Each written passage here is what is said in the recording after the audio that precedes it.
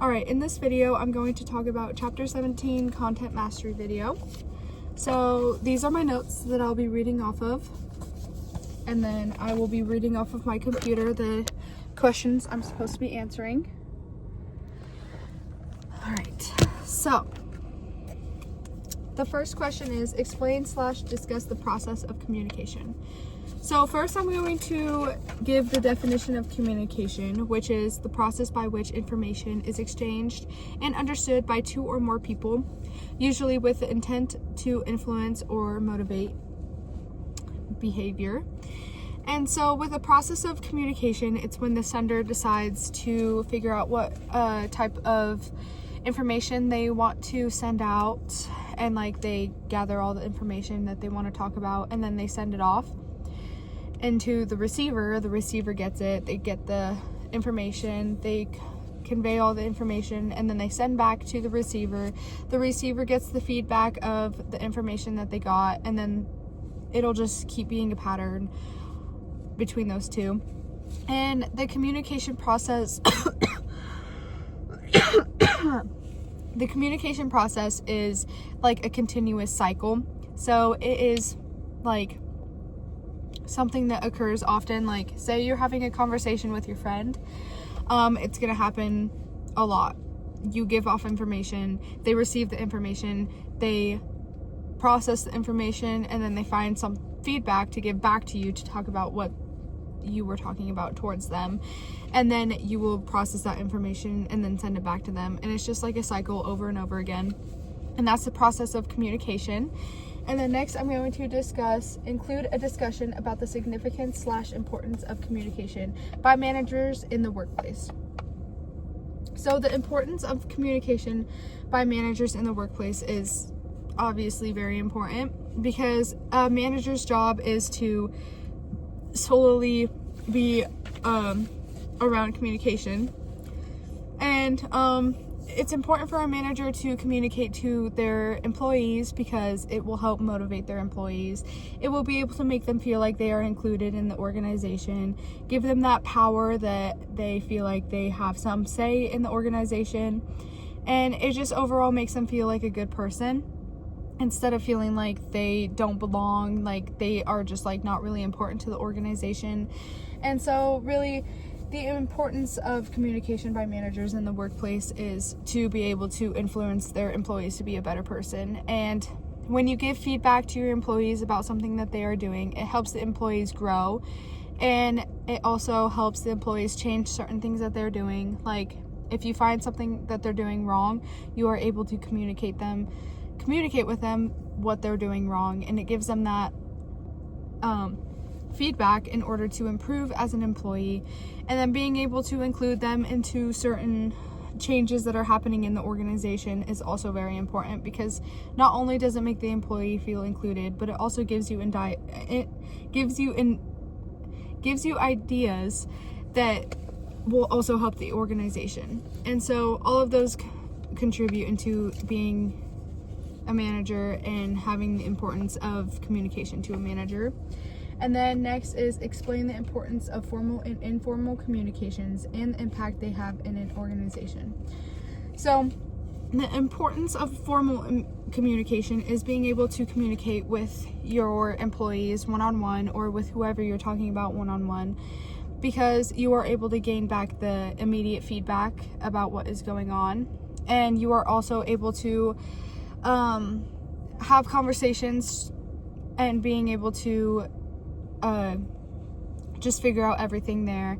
And formal communication is also very helpful, because not only does it give the employee direct feedback and direct information, but it also helps the employee grow, and just right then and there. And you also can get feedback for yourself with formal organization or formal communication.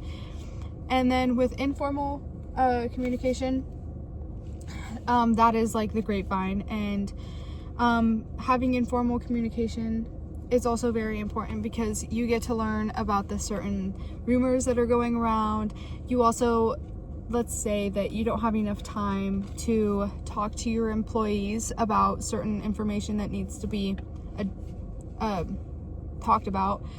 So you are able to give employee that you really trust that information, and they are able to tell that around the organization, and it helps you save time.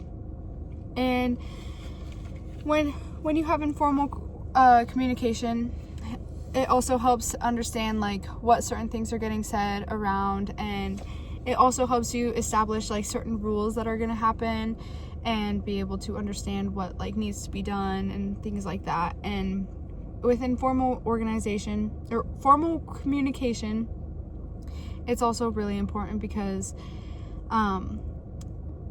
when a manager is struggling, they are able to talk to somebody one-on-one about certain things, and like I said, they're able to tell that further down the road. So, and then the impact they have in an organization. So formal organization, the impact that they have is being able to build trust. You're able to build trust with your employees, and you're able to give them that satisfaction that like you actually care about them, and that you're actually able to be there for them and give the feedback that they need. And it shows that you have respect. So being able to talk to them one-on-one, it shows that you don't need to talk over the phone, and you are able to come straight up about it. So that is a good impact on it. And then informal organizations, there's also good impacts and bad impacts. The good impacts are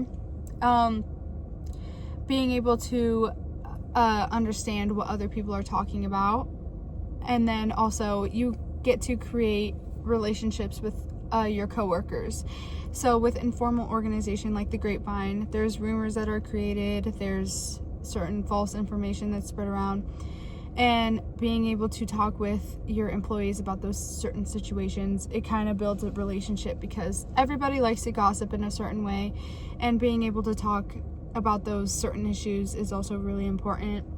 And then informal communication is also an impact in a good way because it helps you in certain situations where you are not always able to be there for all of your employees, and when you don't have enough time.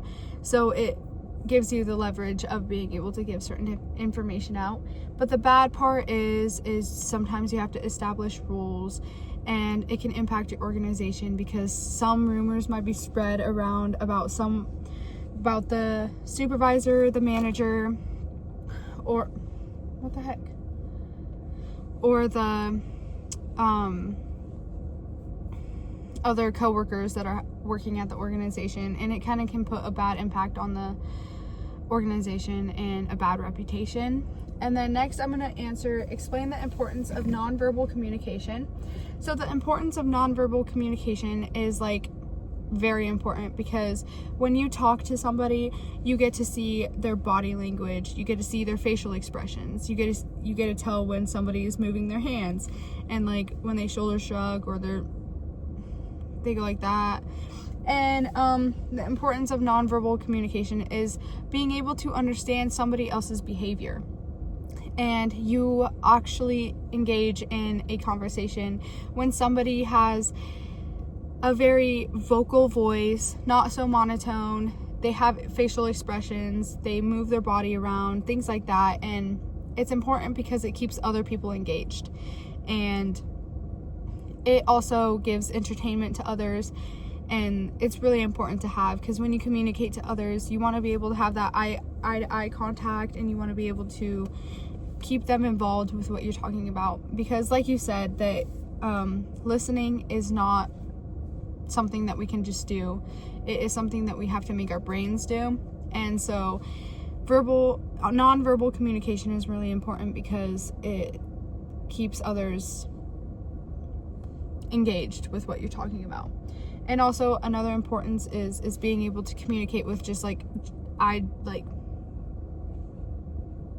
that. That's like something to be able to communicate with instead of using your voice, because it gives the other person the exact communication that they need in order to do something. So that's also something important.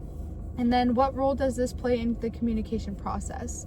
So this role plays, like I said, when you're talking to somebody in the communication process, when you're sending information out to the receiver, being able to keep them engaged about what the certain topic is about. And mainly the importance about it is being able to just have facial expressions, be very positive about it, and be able to move your body around, keep eye contact with that. And these nonverbal communication skills are very important because you want to keep your listener engaged. So that's something that needs to happen all the time in the communication process, because when you communicate to somebody, you don't want to just be monotone, because you will lose their interest in what you're talking about. So, and then how might a manager utilize this to become more effective in communication, in communicating? Gosh. So they can utilize this to become more effective in communicating by being able to not be so monotone, not be so boring. And when they're like standing up in a meeting, they are able to use hand gestures, like being able to tell them to do this, being able to tell them to do that, and being able to have facial expressions and keeping eye contact with everybody. And it just keeps everybody engaged. And when you are positive and when you are able to express your emotions through your body, it keeps everybody engaged. And that is very effective for a manager, because when a manager is just like, yeah, we're gonna do this today, I don't really know what we're doing, but we're gonna do this, like, that's just like something that you don't really want to listen to. So being able to be like super upbeat about everything in a meeting and being able to talk to somebody one-on-one and giving them gestures and facial expressions and stuff like that will be able to keep your manager or your employees really engaged with what you have to say. So I think that's everything that I have to say in this video. So